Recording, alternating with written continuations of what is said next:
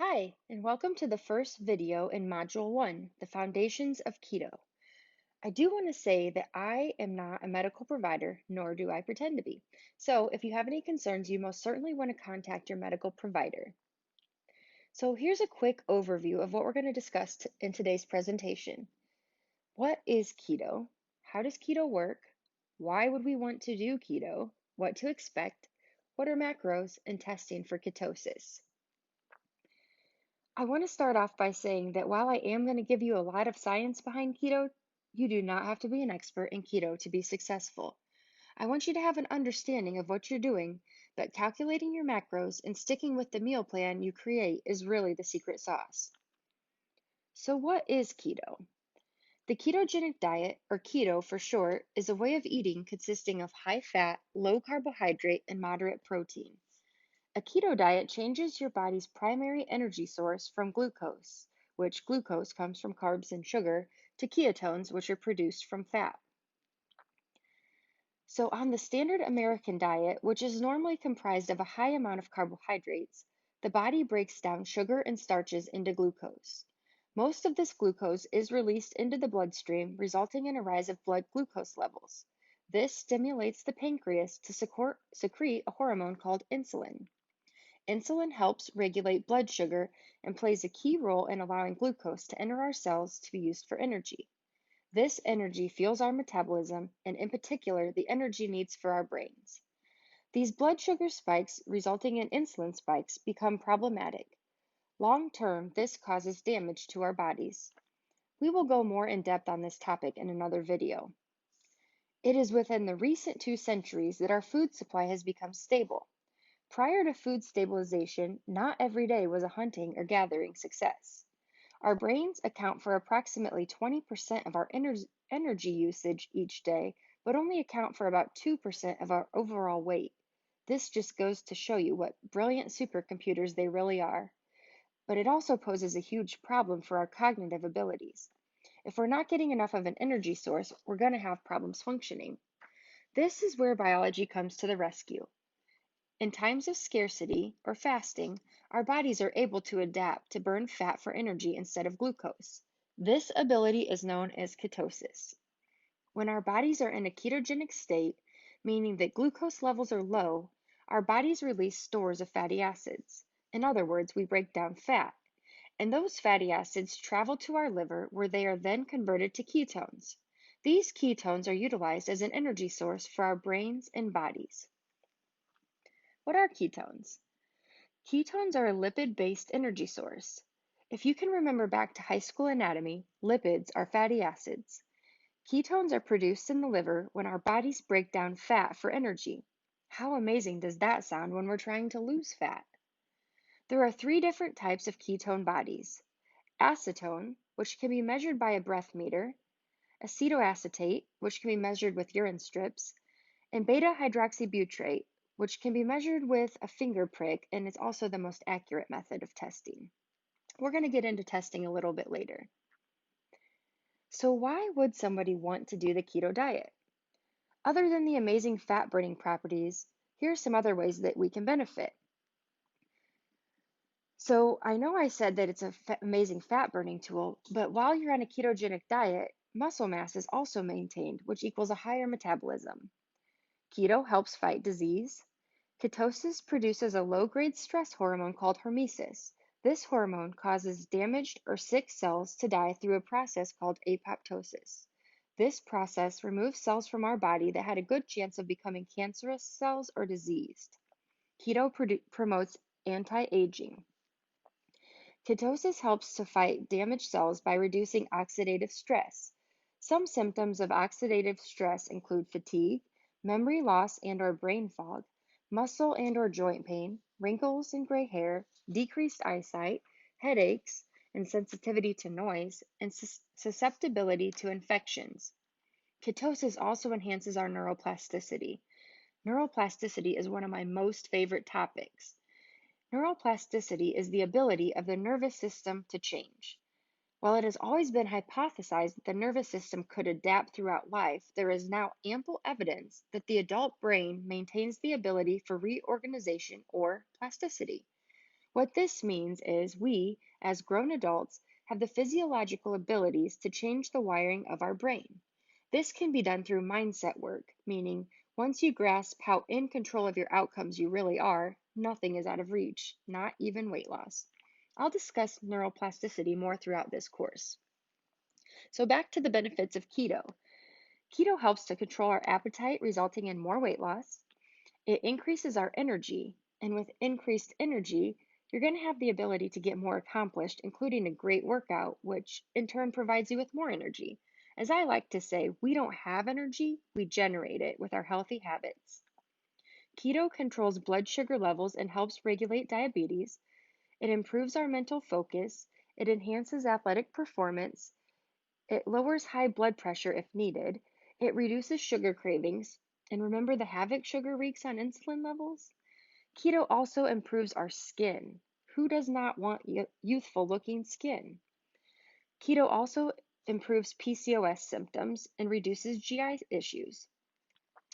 Keto is also used to treat many diseases, including depression, PTSD, Alzheimer's, Parkinson's, and epilepsy, which actually, epilepsy was the first disease where keto's benefits were recognized before seizure medications were created. My favorite thing about keto, though, is the food. We get to eat so good on a keto diet. So, how do we get into ketosis? So, there's several ways that you could get into ketosis, but there's only one way that I recommend. So, real quick, you could get into ketosis if you ate nothing and then you would eventually run out of glycogen. You could eat a 100% carbohydrate diet, but you'd have to eat a starvation level. You could eat only protein, or you could eat whatever you want and then just go do a crazy amount of exercise. But all these options would eventually get you into ketosis, but they're not very appealing or sustainable. So, how I recommend you get into ketosis is by a proper macronutrient plan. Now, I know, everybody is dying to learn about the macros. In fact, that was the number one request I had regarding this course. But we have a little bit more to cover before we dive into the fun stuff. Real quick though, macronutrients are proteins, carbohydrates, and fats. When we eat our macronutrients in the proper ratio, we can convert our metabolism to burn stored fat for energy instead of constantly have to feed it carbohydrates, which turn into glucose. If we were doing a great job at utilizing carbohydrates as our energy source, we probably wouldn't need to lose weight. And we definitely aren't reaping all the benefits that come with the keto diet. We typically overfeed ourselves and end up storing fat. Now, is keto for everyone? Once again, let me make it clear. I am not a medical provider, nor do I pretend to be, so you should consult your medical provider before making dietary changes. That being said, keto can be a fantastic option for most people. It might not be for everyone, though. However, a low carb version of the diet can be adapted to fit many situations. So, who is keto not for? You would want to proceed with caution on a ketogenic diet if you are pregnant or breastfeeding. It's not because ketones are harmful to your baby, but because keto does such a wonderful job at reducing our appetites that you might not be eating enough calories to sustain yourself and your baby. Keep this in mind when you set your macros up. That being said, if you're underweight or you have an eating disorder, keto might not be a good fit for you. Children should not follow a ketogenic diet. If you have type 1 diabetes, keto could still be an option for you, but you should be monitored by your healthcare provider.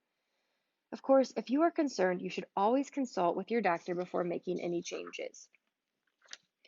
Now, there is often a misconception between ketosis and ketoacidosis. You know, that scary word you hear at the end of a drug commercial. So let's clear the air. You are said to be in a state of ketosis when your ketone bodies are within a range of 0.5 to 5 millimoles per liter of blood. Ketoacidosis is a life-threatening condition that can be seen in people with unmanaged diabetes. This is seen when ketones are 15 to 25 millimoles per liter of blood and the patient's blood sugar is high, but their blood pH is low. So this is two very different ends of the ketone spectrum. Nutritional ketosis is a safe and natural metabolic state. To summarize, keto is safe, incredibly effective, and a sustainable lifestyle for managing your weight that also comes with a host of benefits. once you start to form the healthy habits necessary to be successful with keto, you will reap the rewards and the weight will stay off for life. So, what can you expect on a keto diet? While everything sounds exhilarating, you might be thinking, okay, sign me up.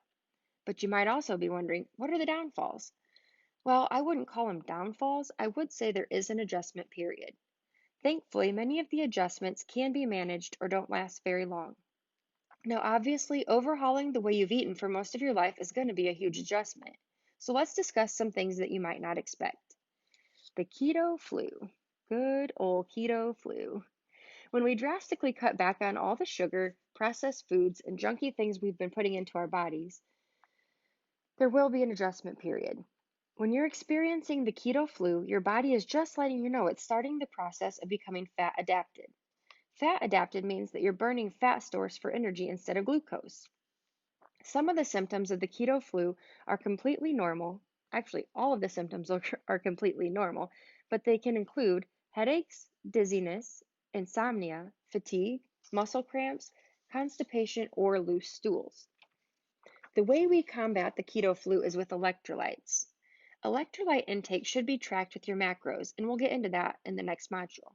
But for today, let me quickly explain what electrolytes are and why they're so important.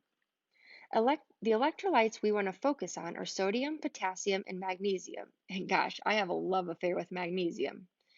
I've included a download that contains sources of electrolytes that you will want to have on hand. Bone broth has always been my go-to when it comes to electrolyte replacement, but you have a number of choices.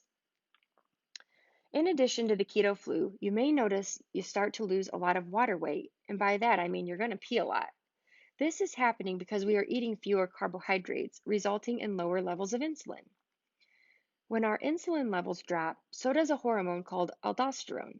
Aldosterone causes us to retain sodium, and when we retain sodium, we also retain water. You may also notice that you're thirsty more often. Be sure you're drinking plenty of water and getting enough electrolytes. You also may feel fatigued. Be gentle with yourself and just remember this is a process that will pass. Everyone's going to vary in how they feel when they're converting to keto. This will vary depending on what you're used to eating before you started the diet. If you were eating real whole foods, the transition might be minimal. However, if you are coming off of a highly processed diet, you might be in for a bit of a longer transition with more symptoms. So, how long does it take to get into ketosis and to become keto adapted? Well, that's going to depend on how you've been eating. The first 3 days are usually a little rough. You might feel fatigued with some brain fog. During the next few weeks, you may feel up and down. By the 3 week mark, most people are usually feeling much better, even better than before when they started the keto lifestyle. It usually takes someone anywhere from a few days to a week to get into ketosis. By about the 1 month mark, people are typically keto adapted. Like I said earlier, we will discuss testing methods at a later time, but it's not something I recommend worrying about right away. This is a lifestyle change, and right now we're focused on building healthy habits. By ingraining these habits into our lives, the results will come and be sustainable. Some signs that indicate you're approaching or are in ketosis, other than the keto flu, frequent potty breaks, and increased thirst, are, well, keto breath. Sexy, I know. You might notice your breath smells fruity or like nail polish remover. This is due to the acetone that we're releasing. You may also notice that your appetite is suppressed. And my favorite telltale sign is enhanced mental clarity and an increased level in energy. Now, this mama can get a lot more done and a lot higher quality work done while living the keto lifestyle.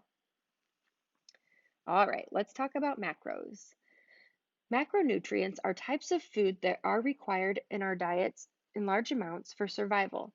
Protein, carbohydrates, and fats are macronutrients. Alcohol is also technically a macronutrient, but it is not necessary for survival. Well, according to the internet, but some people might disagree. So, if you're following a ketogenic lifestyle, there's a specific ratio of macronutrients to follow to get your body into ketosis. It is recommended to follow this ratio strictly at first, but as you get comfortable with the lifestyle and you know how your body feels while in ketosis, you can play around with these numbers. Adjusting Macronutrient ratios can also be a troubleshooting technique if your weight loss plateaus. We will cover that in a later module. For now, the recommended ratio to follow consists of about 70% fat, 25% protein, and 5% carbs. It is very important to not consume too much protein because stored protein can be converted into glucose, which is what we do not want. Also, avoid sugary or starchy foods as those will turn straight to glucose. Now, there is some debate on the total carbs versus net carbs. A lot of the foods that we will be eating with a ketogenic lifestyle will contain more carbs than actually fit into our ratio. We get away with this because we get to subtract the fiber and the sugar alcohols from our total carbohydrate count. Fiber and sugar alcohols do not have much of an impact on blood sugar levels, and I personally don't count them. So, what this might look like is say at the end of the day, your total carbohydrate count is 38 grams, but you have 18 grams of fiber. You get to subtract the 18 grams of fiber from the 38 grams of carbohydrates, resulting in a net count of 20 grams of carbohydrates. When we get into the tracking and food recording module, I'll show you how to take care of that. Now that we understand what macronutrients are, I want to discuss why it is important to track them while you are adopting a ketogenic lifestyle. When we track what we eat, it helps us establish the proper portion sizes we should be consuming. Like when you actually see what a tablespoon of peanut butter really looks like, you're going to understand. It also helps keeps us accountable. When we're tracking our foods, at the end of the day, we have a visual representation of what we actually put into our bodies. All those little snacks, which are actually not recommended on a keto diet, really do add up. If you're tracking throughout the day, you may realize you need to go a little lighter at dinner, or maybe you have room for a treat at the end of the day. Tracking your food also helps with troubleshooting. As I mentioned before, when you know what you're putting into your body and how much of it is going in, it's a lot easier to tweak what you're doing if your weight loss stalls or if you start to put weight back on. You might also become aware of foods that your body does not do well with. These foods can be a source of inflammation and be wreaking all sorts of havoc that you weren't aware of.